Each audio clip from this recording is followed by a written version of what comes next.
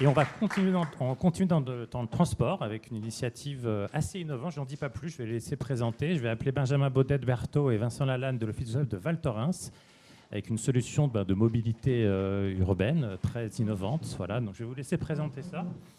Il y a voilà la petite télécommande. Benjamin Baudet, Vincent Lalanne, je vous laisse la parole. Bonjour à tous. Merci Jérôme et Stéphane de nous permettre de présenter le projet sur lequel on a travaillé ces 12 derniers mois. Alors pour ma part, c'est toujours un plaisir de venir à Next. J'en suis à plusieurs éditions.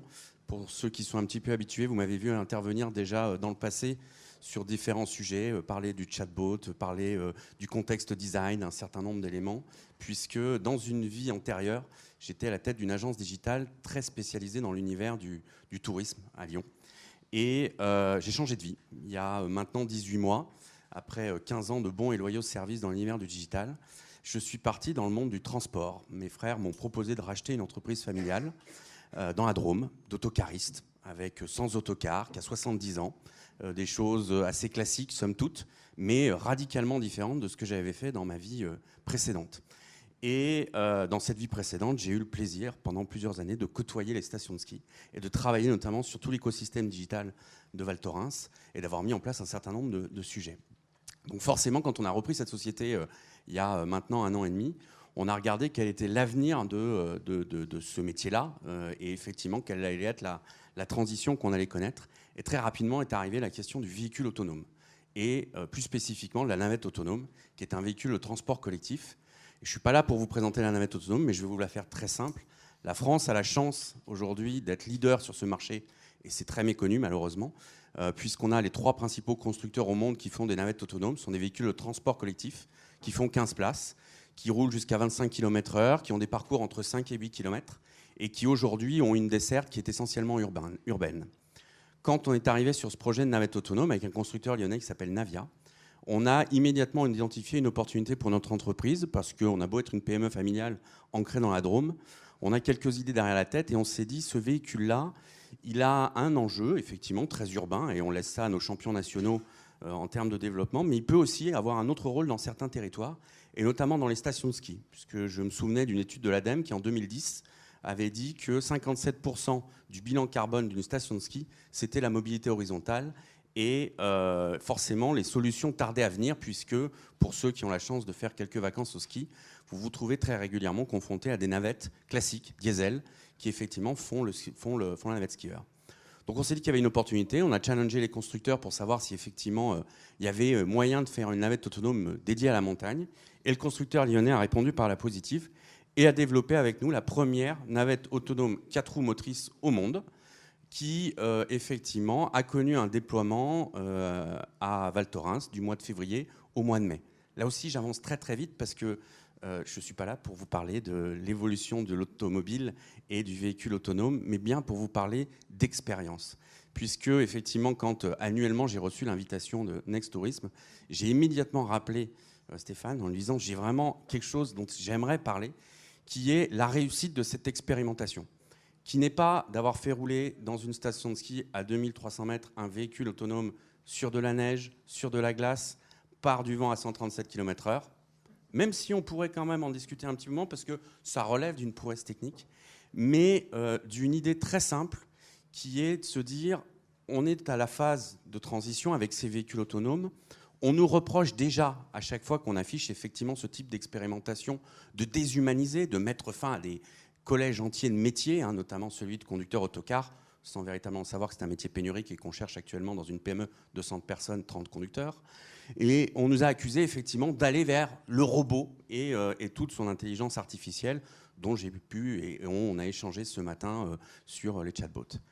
Et fort de ça, on s'est dit comment on pourrait faire pour garder de l'humanité à bord de ce véhicule et faire en sorte que l'expérience qui est dans cette phase de mobilité ne soit pas simplement dédiée à la mobilité, telle qu'elle vient de nous être présentée par 3 acteurs qui ont beaucoup œuvré sur le sujet, mais véritablement au bénéfice du territoire et au bénéfice de l'expérience touristique. Et avec Vincent, on a la chance de se connaître depuis plus d'une quinzaine d'années, et son arrivée à la tête de l'Office du tourisme de Val Thorens a coïncidé avec ce projet. Et puis, on discutait régulièrement de l'avenir des offices du tourisme en disant il y a quand même moins en moins de monde qui rentre dans les offices du tourisme parce que les gens n'ont plus l'habitude, ont leur smartphone, ont forcément beaucoup d'informations, la page Facebook. Donc, c'est un lieu de vie important, mais qui voit de moins en moins de passages. Et au gré d'une préparation, de réunion de préparation technique, on s'est dit tiens, est-ce qu'on ne mettrait pas à bord de cette navette autonome un agent d'accueil de l'office du tourisme pour faire de l'information et de la commercialisation de la destination. Parce qu'on est un véhicule qui est ultra connecté, vous vous en doutez, hein, on a des connexions Wi-Fi, on a tout ce qu'il faut pour être ultra connecté. On est un véhicule qui est assez sympa, vous voyez, elle est jolie, elle a une bonne tête, elle est habillée aux couleurs de Val Thorens, elle embarque 15 personnes dans un forme de U, donc un petit peu une agora, donc ça donne de la convivialité et de la capacité d'échange. Et du coup, effectivement, on est allé vers cette expérience-là. Et je peux vous dire aujourd'hui que la réussite de l'expérimentation de Val Thorens qui nous mène aujourd'hui à, un, poursuivre avec Val Thorens, mais ça Vincent le présentera, et deux, à travailler effectivement avec plus d'une douzaine de stations de montagne et de démarrer une expérimentation à Lacanau cet été, n'est pas le fait d'un véhicule autonome et d'une navette autonome, mais le fait d'une expérience touristique et d'une démultiplication de cette expérience. Je te passe la parole pour préciser un peu tout ça.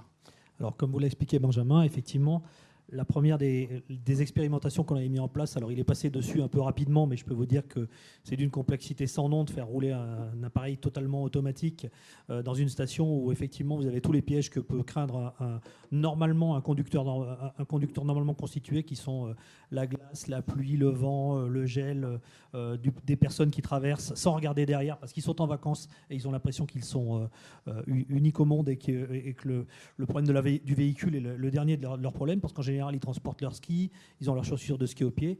Donc pour tout ça, je remercie Benjamin de nous avoir résolu les problèmes les uns après les autres, et rien n'aurait été possible aussi d'ailleurs sans l'aide de tous les services techniques que l'on peut avoir dans une station de ski pour mettre en place cette expérimentation. Mais effectivement, comme l'a dit Benjamin, l'originalité de l'expérimentation, elle a été dans la partie expérientielle. Val Thorens, on est un petit peu devenus des experts sur la planète ski là-dedans, c'est-à-dire que la station a été votée 5 fois meilleure station du monde, et c'est essentiellement dû à l'expérience que l'on partage avec nos clients.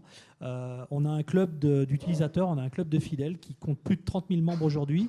C'est une station qui réalise à peu près 2,5 millions de journées skieurs par an, donc on est dans un site qui est relativement industriel, mais on a un traitement très expérientiel avec nos clients, et on a une relation très expérientielle et très personnalisée, très humaine avec nos clients, même si on utilise toutes les technologies. Et on s'est dit que, une fois de plus, on allait utiliser la technologie au profit de cette relation avec nos clients.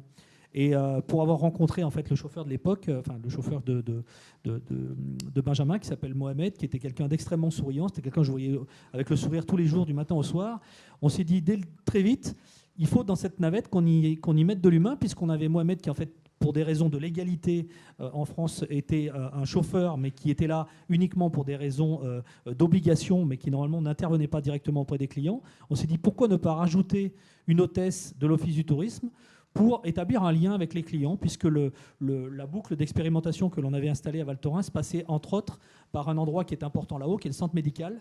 Donc il y a beaucoup de gens qui utilisent ce centre médical. Normalement, là, pour le coup, ce n'est pas un choix, c'est plutôt contraint. Et donc, on s'est dit, c'est l'occasion de reprendre le contact et d'avoir un contact très positif avec ses clients.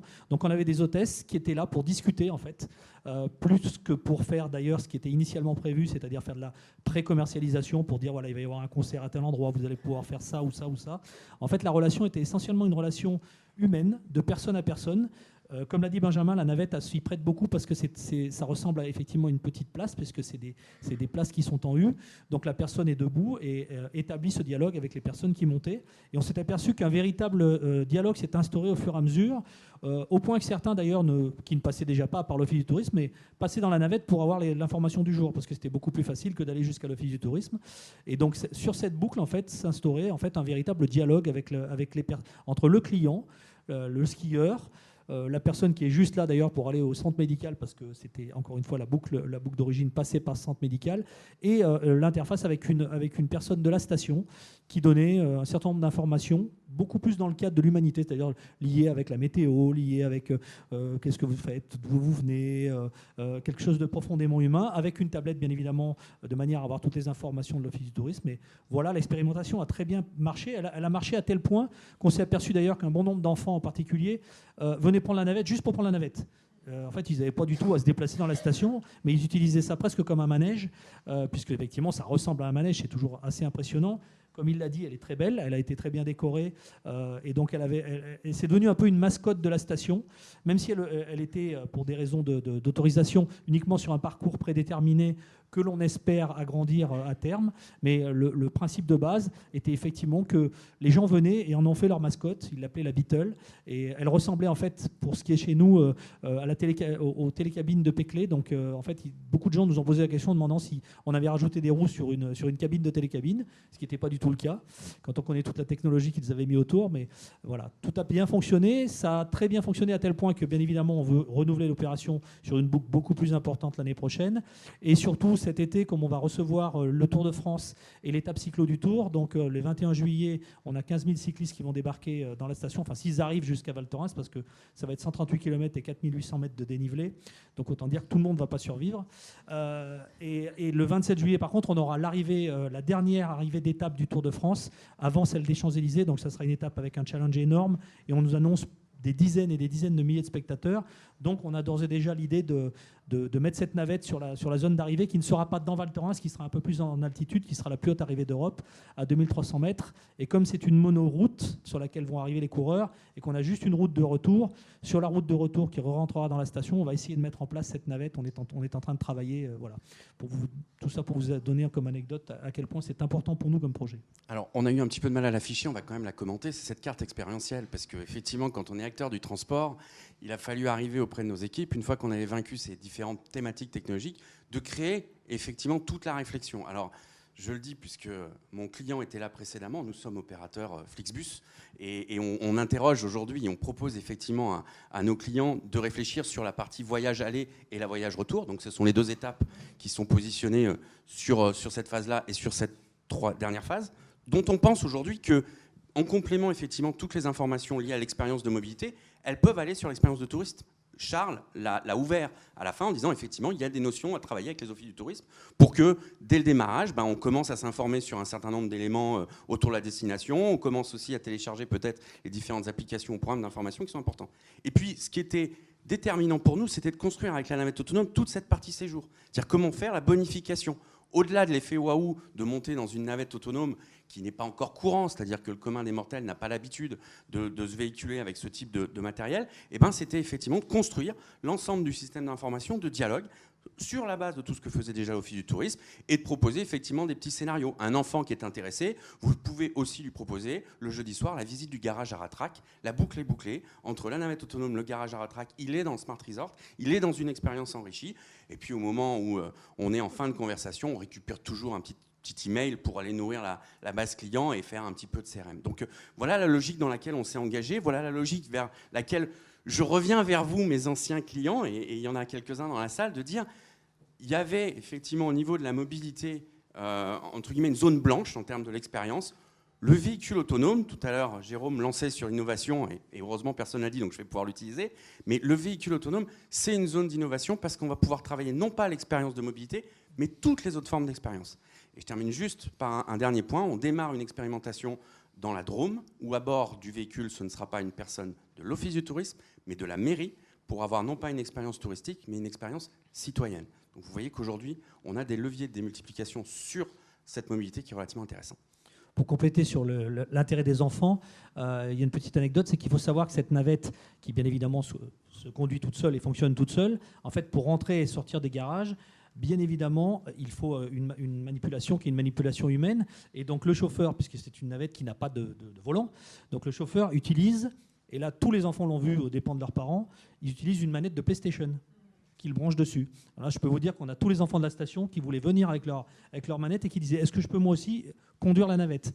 On leur a dit « C'est pas un concours, mais on en a quand même beaucoup qui, si jamais on les laissait tout seuls dans la navette, je pense qu'ils nous brancheraient leur console. » Merci. Merci beaucoup, expérience projet très intéressant. Merci encore.